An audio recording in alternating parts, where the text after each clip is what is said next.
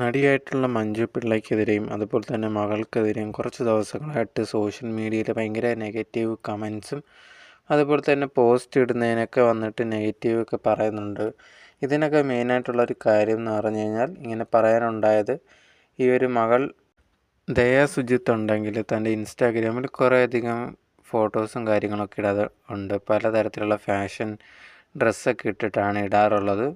പുള്ളിക്കാരി fashion designing ആണ് പഠിച്ചതെന്ന് തോന്നുന്നുണ്ട്. അതുകൊണ്ട് താൻ പഠിച്ച രീതിയിൽ അതിൻ്റെയൊക്കെ കാര്യങ്ങളും അങ്ങനത്തുള്ള ഡ്രസ്സിങ്ങും അത് ഫോട്ടോഷൂട്ടൊക്കെ എടുക്കാറുള്ളത്. അപ്പോൾ ലേറ്റസ്റ്റ് ആയിട്ട് ഇതേ കണക്ക് ഇട്ട ഒരു എടുത്തിട്ട വീഡിയോസിൽ ആ ഒരു ഫോട്ടോസും കാര്യങ്ങളൊക്കെയാണ് ഇപ്പം ഭയങ്കരമായിട്ട് ചർച്ചാ വിഷയമായിക്കൊണ്ടിരിക്കുന്നത്.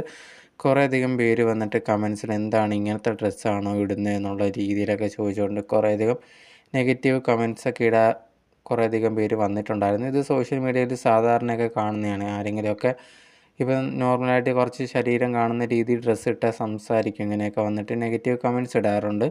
സോ അതേ കണക്ക് തന്നെ ഈ ഒരു മോൾക്കും വന്ന് ഇതേ കണക്ക് കമൻസൊക്കെ ഇടുന്നുണ്ടായിരുന്നു. അതിൻ്റെ കൂടെ ഈ ഒരു മഞ്ജു പിള്ളയ്ക്കും നെഗറ്റീവ് കമൻസും കൂടി വന്നിട്ടുണ്ടായിരുന്നു. ഇങ്ങനെയാണോ മോളെ വളർത്തുന്നത് എന്നൊക്കെ ചോദിച്ചിട്ടാണ് കുറേയധികം പേര് കമൻസ് ഇടുന്നത്. ഞങ്ങളുടെ മക്കളെയൊന്നും ഇങ്ങനെ വളർത്താറില്ല, ഇതെന്തോന്നാണ് പുരോഗമനം എന്ന് പറഞ്ഞിട്ട് തുണി അഴിച്ച് നടക്കുകയാണോ എന്നൊക്കെ ചോദിച്ചിട്ട് കുറേയധികം പേര് ഈ ഒരു മഞ്ജു പിള്ളയ്ക്ക് മകൾക്കെതിരെയൊക്കെ സംസാരിക്കുന്നുണ്ടായിരുന്നു. ഇങ്ങനെയൊന്നും മോളെ വളർത്തരുതെന്നൊക്കെ പറഞ്ഞിട്ട്.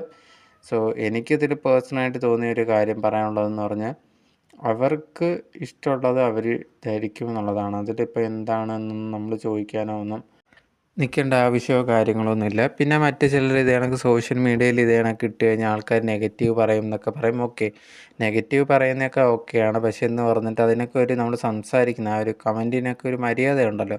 ചില സമയങ്ങളിൽ അത് ക്രോസ് ചെയ്ത് പോകുന്നു എന്നുള്ളതൊക്കെ തോന്നാറുണ്ട്. എന്തായാലും ഇതേ കണക്ക് ഒരു കമൻറ്റിൻ്റെ ആവശ്യമുണ്ടോ എന്നൊന്നും അറിയത്തില്ല. ബട്ട് എന്നാലും അവർക്ക് കുറേയധികം നെഗറ്റീവ് കമൻസൊക്കെ വരുന്നുണ്ട്.